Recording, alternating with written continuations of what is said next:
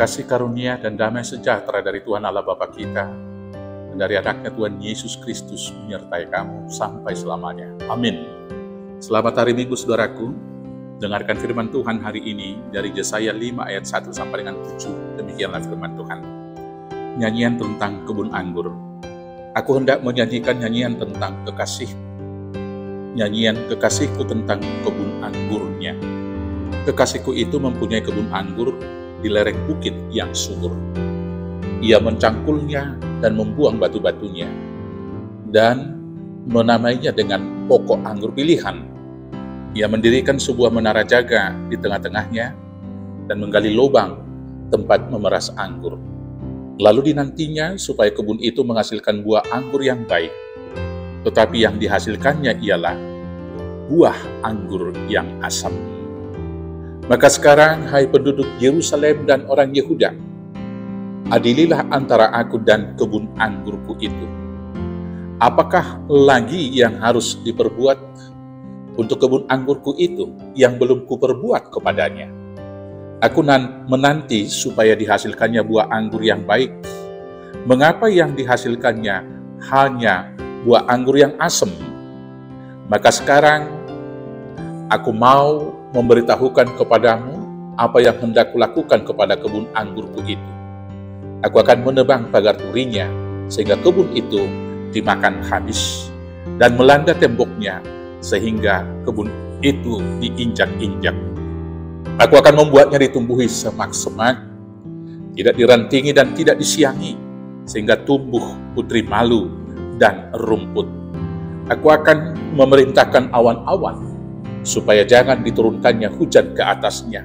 Sebab kebun anggur Tuhan semesta alam ialah kaum Israel, dan orang Yehuda ialah tanaman-tanaman kegemarannya. Dinantinya keadilan, tetapi hanya ada kelaliman. Dinantinya kebenaran, tetapi hanya ada keonaran. Demikianlah firman Tuhan. Saudaraku yang terkasih di dalam Yesus Kristus, mari coba kita bayangkan seandainya ada orang tua yang telah mendidik anak-anaknya mulai dari kecil ke sekolah yang terbaik, memberikan nasihat, memberikan teladan, memenuhi semua kebutuhan dengan satu harapan anaknya ini boleh menjadi anak yang baik, yang berprestasi di sekolah, dan kemudian boleh menjadi teladan bagi masyarakat sekitarnya. Tetapi kemudian anak yang diharapkan untuk melakukan yang baik ini kemudian berperangai dan menghasilkan segala tindakan berbalik 180 derajat dari yang diharapkan orang tua. Tentu itu akan membuat si orang tua sangat kecewa. Atau dalam hal ini, seorang petani sudah mengolah pertaniannya, ladangnya, dengan perbuatan yang sebaik-baiknya. Bagaimana standar bertani? Yang diharapkan adalah buah yang baik, tapi yang tumbuh dan yang dibuahkan bukan buah yang baik. Demikian juga Tuhan kepada umat Israel yang digambarkan seperti kebun anggur di gunung, di tanah yang subur, dikelola dengan standar terbaik, kemudian disiangi, dijaga, dipagar, dan seterusnya. Yang diharapkan adalah buah yang manis, tapi justru yang dihasilkan adalah buah yang asam.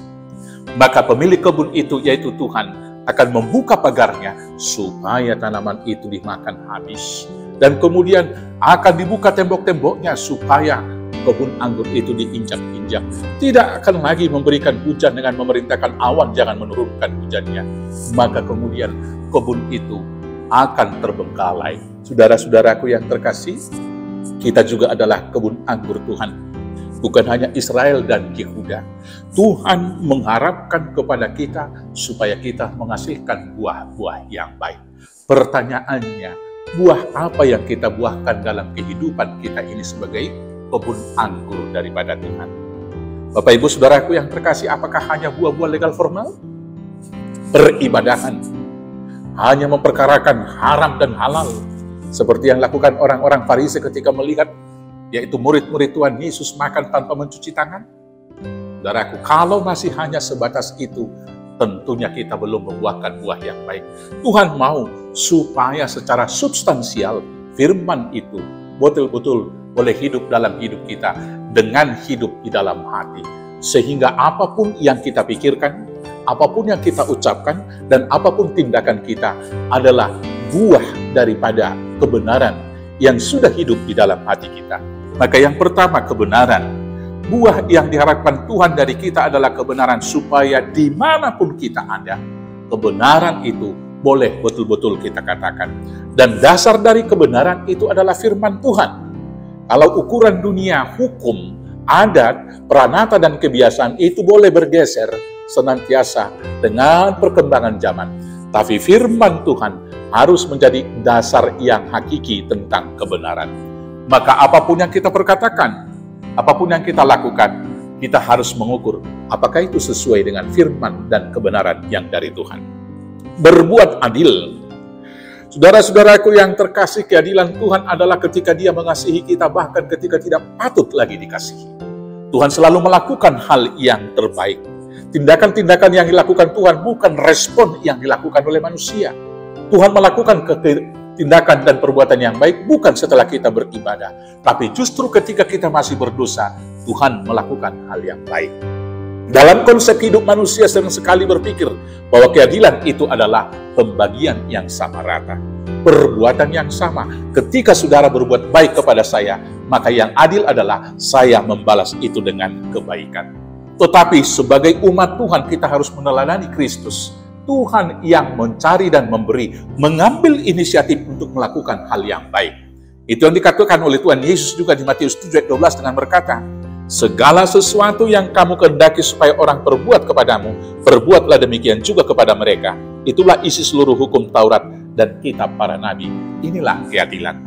Bila kita ingin diperhatikan, mari kita memberi perhatian kepada orang lain.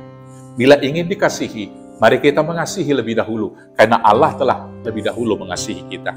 Bila ingin dihormati, mari kita mengapresiasi, menghormati lebih dahulu, supaya orang lain juga memberi apresiasi kepada kita. Saudara-saudaraku yang terkasih, kitalah kebun anggur Tuhan, maka buahkanlah buah-buah yang baik, buah kebenaran, buah keadilan, dan buah yang manis, sehingga kita menjadi alat kemuliaan Tuhan dan berkat bagi sesama.